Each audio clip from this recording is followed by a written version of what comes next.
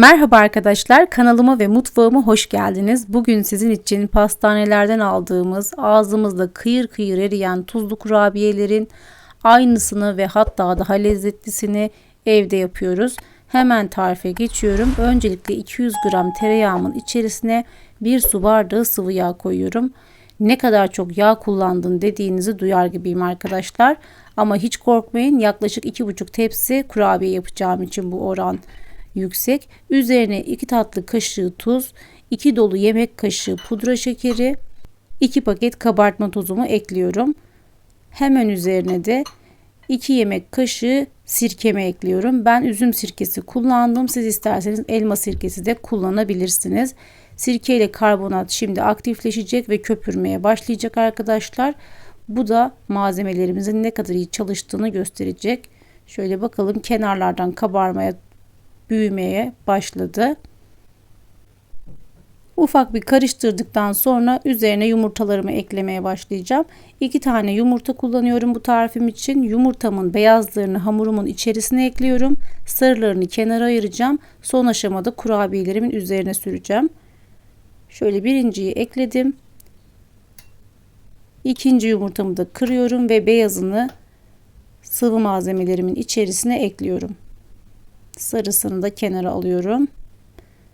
Bu arada sarısını buzdolabına koymayın arkadaşlar. Üzerini örtüp kenarda bekletebilirsiniz. Oda ısısında kullanmamız her zaman bizim için çok daha iyi olacaktır. Hamurumun ununu eklemeye başlıyorum.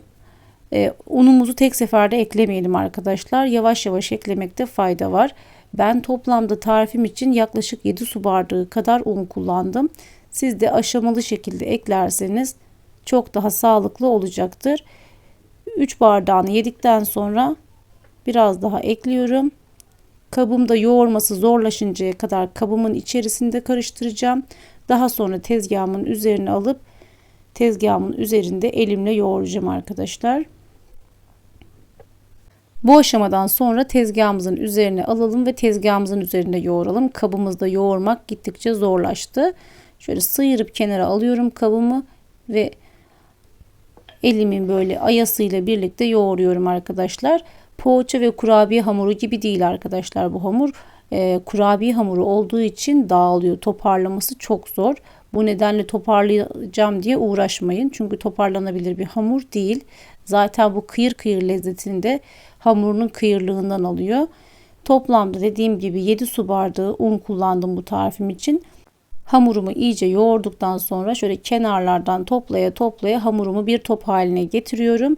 Bir kısmını çörek otlu, bir kısmını da ay çekirdekli yapacağım. Bu nedenle hamurumu ikiye bölüyorum ve şöyle size hamurun dokusunu daha iyi gösterebilmek adına böldüğüm yerden göstermek istiyorum. Gerçekten çok güzel bir hamur ve un ilavesinde bulunursak daha fazla da un alabilecek bir hamur. O yüzden çok yoğun da un ilave etmeyelim arkadaşlar. Dikkatli dikkatli ilave etmekte fayda var. Şöyle bir kısmını kabın içerisine aldım ve yarısının içerisine ay çekirdeklerinden ilave ediyorum. Ay çekirdeği de çok uygun bir fiyatı var arkadaşlar. Hani onu da alalım, onu da alalım, çok pahalı oluyor gibi düşünmeyin. Ben 100 gramını yaklaşık 8 liraya aldım. Bunu da belirtmek isterim. Tamamını ay çekirdekli de yapabilirsiniz. Ben ay çekirdeklerinin tadını çok beğendim gerçekten. Çörek otlu daha sert olduğu için çörek otunun ağızda bazen böyle dişlerin arasında takılmasından dolayı rahatsız edebilir. Ama ay çekirdeği inanılmaz lezzetliydi. Bunu tekrardan belirtmek isterim. Hamurumu toparladıktan sonra yağlı kağıdımın üzerine alıyorum ve üzerine bir tane daha yağlı kağıt kapatarak iki yağlı kağıdın arasında merdane yardımıyla açıyorum. Bu şekilde hazırlaması çok daha kolay arkadaşlar. Diğer türlü merdane ile açmaya çalışırsanız hamurunuz merdanenin üzerine yapışacaktır ve açmanız ciddi anlamda zor olacaktır. Açtıktan sonra şöyle tırtıklı bir aparatım vardı. Onunla kenarlarına şekil verdim ve şöyle nazikçe, olabildiğince kibar bir şekilde kurabiyelerimizi kırmadan, zedelemeden fırın kabımızın içerisine alıyoruz. Mutlaka altına da yağlı kağıt sermeyi unutmayın. Tamamını bu şekilde fırın kabımızın içerisine yerleştirelim. Olabildiğince kibar davranalım. Kurabiyelerimizi zedelemeyelim. Yaklaşık 1 santim kalınlığında açtım arkadaşlar. Çok da kalın yapmayalım. İlk tepsimiz hazır. Onu kenara ayırıyorum. ve çörek otlu kurabiye için hemen kolları sıvıyorum. Şöyle önce hamurumu bir dağıtacağım ki çörek otunu da eşit bir şekilde içerisine ilave edebileyim diye. Yaklaşık 2 dolu yemek kaşığı çörek otu kullandım. Bir kısmını bıraktım ki üzerlerini süslerken de tekrar kullanabileyim diye. Hamurumu avucumun içerisinde parçalaya parçalaya bütün malzemelerimi eşit bir karışım haline getirmeye çalışıyorum. Şöyle bir kıvamını göstereyim. Avucumuzun içerisine aldığımızda parçalanmayacak arkadaşlar.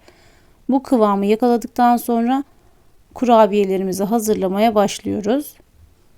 İkinci tepsi kurabiyelerimi de yuvarlak yaptım. Şekli tamamen size kalmış ama bana soracak olursanız ilk yaptığım tepsinin hazırlanması çok daha kolay. Çünkü bu kurabiyenin hamuru böyle kıyır kıyır olduğu için avucumuzun içerisinde yuvarlarken de dağılabiliyor. Toparlamakta biraz zorlanıyorum. Ama yağlı kağıt arasına koyduğumuzda çok kolay bir şey oluyor ve çok daha kıyır oluyor. Bunu da belirtmek isterim arkadaşlar. Şöyle yumurtamın sarısını da karıştırıyorum ve kurabiyelerimin üzerine ilave ediyorum.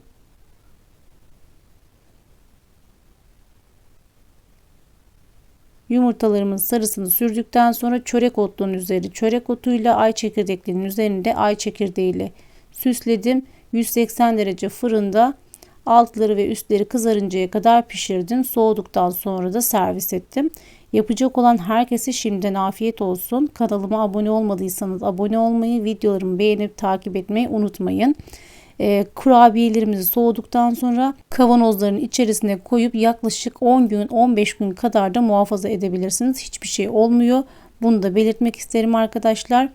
Yapmamı istediğiniz tarifler varsa da yorumlar kısmından benimle paylaşırsanız olabildiğince yapmaya gayret göstereceğim. Kendinize iyi bakın. Yapacak olan herkese afiyet olsun. Görüşmek üzere.